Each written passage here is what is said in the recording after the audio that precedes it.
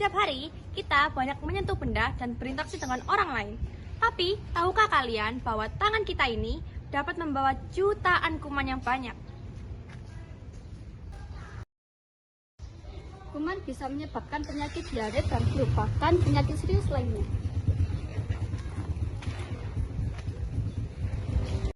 Dengan mencuci tangan selama 20 detik bisa membantu membunuh kuman dan menjaga kesehatan kita.